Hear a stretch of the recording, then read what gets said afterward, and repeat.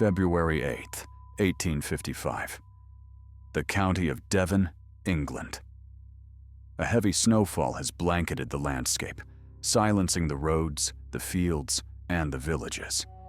It is the kind of winter that forces people indoors, huddling around fires, locking their doors against the biting cold. But on this night, something else was outside. Something that did not care about the cold.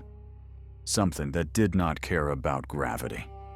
And something that, according to the laws of nature, should not exist. When the sun rose on the morning of February 9th, the residents of Devon woke to find a trail. Not the tracks of a fox or a dog or a man. These were markings that defied explanation. They appeared in a single straight line, hoof-shaped, deeply impressed into the snow. They stretched for over 100 miles. They crossed frozen rivers. They went up the sides of houses and continued over the rooftops. They passed through solid walls. They did not stop. They did not waver. For 170 years, historians and skeptics have tried to explain away the panic of that morning. They talk of escaped kangaroos, or badgers, or weather balloons. But none of those theories explain the geometry of the fear. None of them explain how a single entity could walk 100 miles in a single night, leaving a mark that looked less like a footprint and more like a brand burned by a hot iron. Tonight, we walk the path of the unknown. We reopen the case of the devil's footprints, because whatever walked through Devon that night was just passing through. Chapter 1. The Anomaly in the Snow. To understand the terror, we must understand the geography. The phenomenon was not isolated to a single village. It covered a vast area of South Devon, from Exmouth to Topsham, across the Exe estuary, and all the way to Totnes. This was a mass event. The snow had fallen heavily between midnight and the early hours of the morning. It was fresh, crisp, and untouched. Bakers were the first to see them, men rising before dawn to fire the ovens. Stepping out into the blue-gray light of the morning, they saw the line. The marks were distinct. Each one was exactly 4 inches long and 2 3/4 inches wide. They were shaped like a cloven hoof, the classic symbol of the demonic in Christian folklore. But it was the spacing that was unnatural. Each step was exactly 8 inches apart. Not 7, not 9, 8. This regularity is crucial. An animal running or prowling changes its gait. It speeds up, it slows down. Its stride lengthens and shortens. This track was mechanical. It was relentless. It suggested a creature that was not running from anything, nor chasing anything. It was simply marching. As the morning light spread, neighbors began to call out to one another. The tracks were in the gardens. They were in the enclosed courtyards. They were in the churchyards. Panic began to set in when the villagers realized the tracks did not stop at obstacles. They went through them. Chapter 2. The Impossible Trajectory.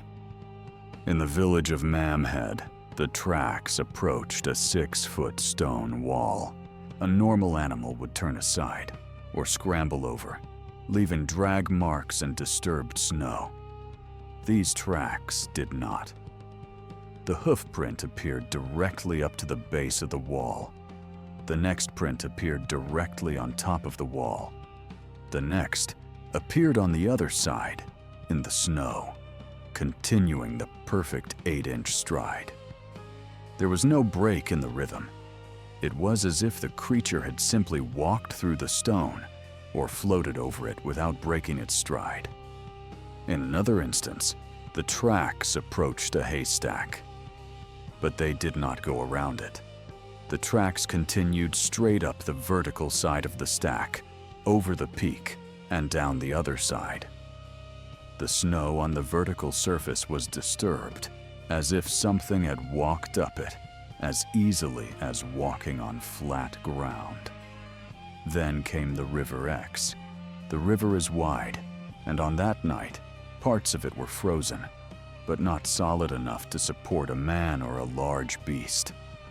Yet the tracks approached the water's edge on one bank and stopped. They reappeared instantly on the opposite bank, 2 miles away. There were no tracks on the ice.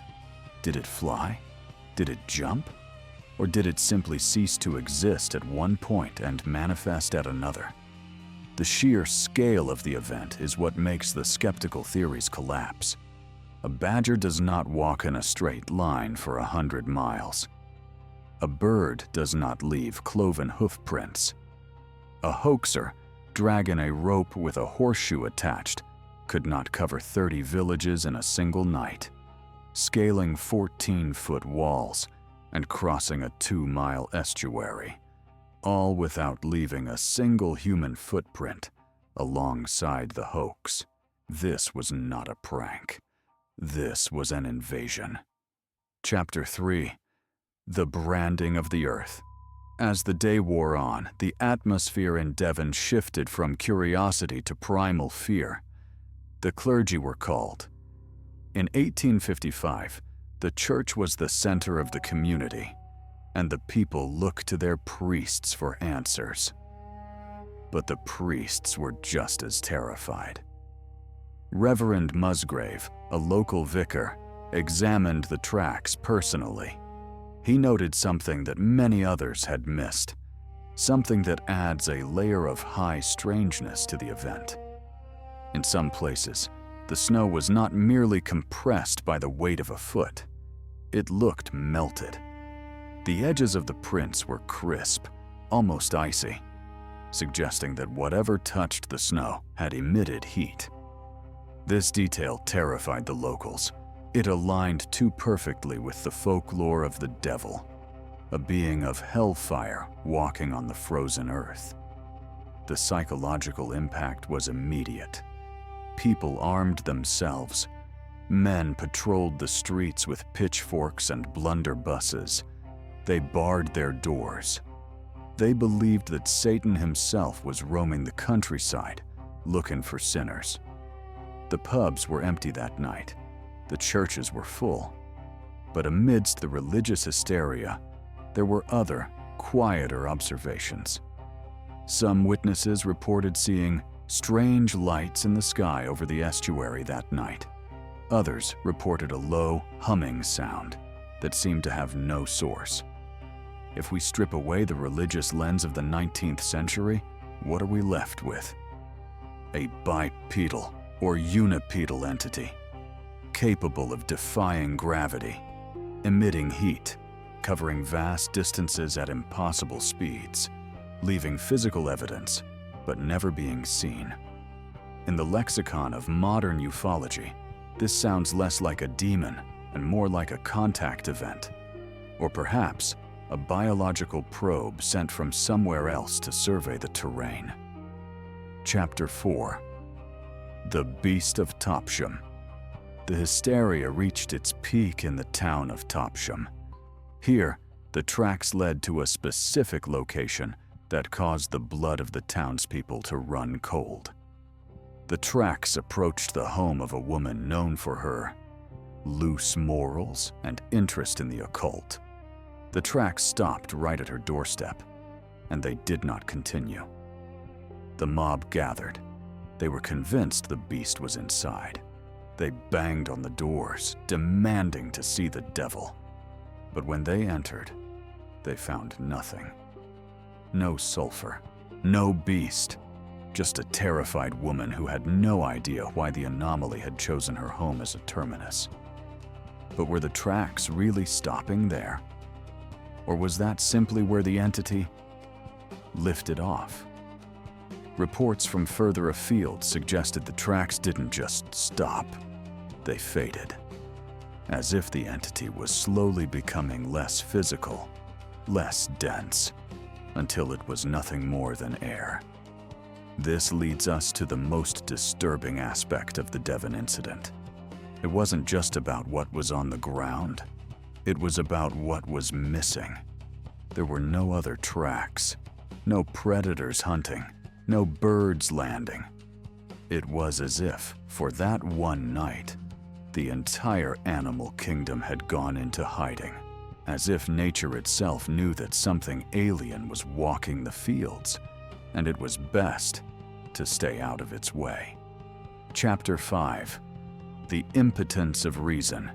In the cold light of day, the Victorian mind attempted to rationalize the impossible.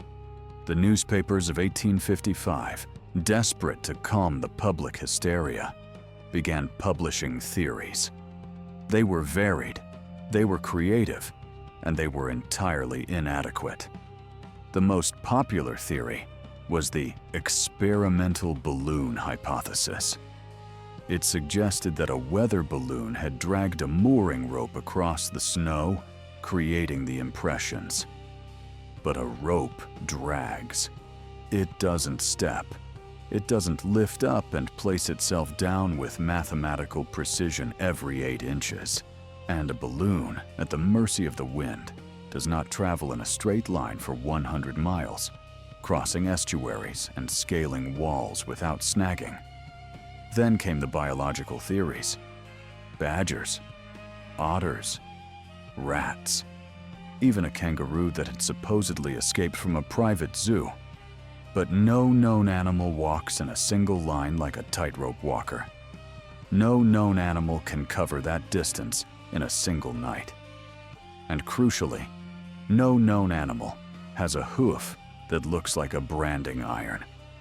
Professor Richard Owen, a famous biologist of the time, suggested it was a badger roaming for food. But his explanation ignored the key evidence, the unbreaking stride, the geometry, the fact that the snow was undisturbed on either side of the prints. If science could not explain it, and religion could only call it the devil, what was left? Perhaps the answer lay not in what we knew, but in what we were afraid to admit. That we were witnessing a technology or a biology completely outside of our understanding. Chapter 6. The Silent Invasion. Let us look at this through the lens of modern high-strangeness. In the study of unidentified aerial phenomena, there is a recurring theme of physical traces left by non-physical entities. In 2009, similar marks appeared in the snow in Wyletowo, Poland. In 1945, near the Kerguelen Islands in the remote Indian Ocean, a scientific expedition found identical hoof-like prints ending abruptly in the middle of a crater. These are not isolated incidents. They are a pattern, a signature. Consider the behavior of the tracks in Devon. They ignored obstacles. They maintained a constant velocity. They showed no signs of fatigue. This suggests a mechanism, a probe. Imagine a biological robot or a surveillance drone designed to mimic biological life, dropped from the upper atmosphere to survey the terrain. It moves across the landscape, recording data, ignoring the primitive structures of the inhabitants, our houses, our walls, our rivers. It is merely scanning, mapping. The heat that melted the snow suggests a power source. The single line suggests a balance mechanism far superior to any bipedal creature on Earth. If this was a survey mission, what were they looking for? And why, in the middle of a Victorian winter, did they choose Devon? Was it a test of their capabilities? Or were they looking for something specific, something buried beneath the snow? Chapter 7. The House That Was Watched. We must return to the Topsham house. The tracks stopped there. Why? Skeptics say the snow simply melted, or the wind blew the tracks away. But witnesses were adamant. The tracks ended at the door. In the lore of the paranormal, entities often require an invitation to enter. Vampires, black-eyed children, spirits. But this entity did not knock. It did not break the door down. It simply observed. Perhaps the tracks didn't stop because the entity left. Perhaps they stopped because the entity entered in a form that didn't leave footprints.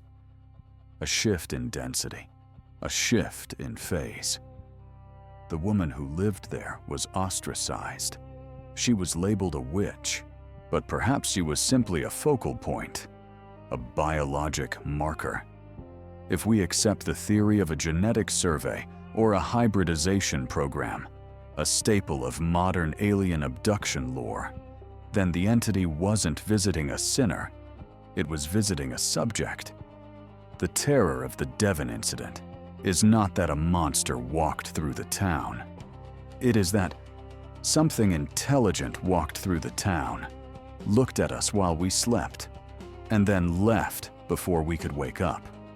It treated our walls and our rivers as if they didn't exist. It treated our laws of physics as mere suggestions. Chapter 8. The Geometry of Fear. 170 years later, the snow has long since melted. The witnesses are dead. The panic has faded into folklore. But the question remains: what walks on one leg? What burns the snow? What covers 100 miles in silence? We look for monsters in the dark corners of our rooms. We look for aliens in the vastness of space. But sometimes, the anomaly is right there, printed in the snow in our own backyard. The devil's footprints were a message written in the language of geometry and silence. It said, "You are not alone, you are not safe, and your walls cannot keep us out." Outro. The world is full of locked doors. We build them to keep out the cold, the thieves, and the animals. But there are things that do not need keys. There are things that walk through the wood and the stone, as if it were mist. The next time you see a track in the snow that you cannot explain, do not follow it, because you might find that it doesn't lead to an animal. It leads to a question that you are not ready to answer. This is the Obsidian Archives. The truth is a cold path. Walk it carefully.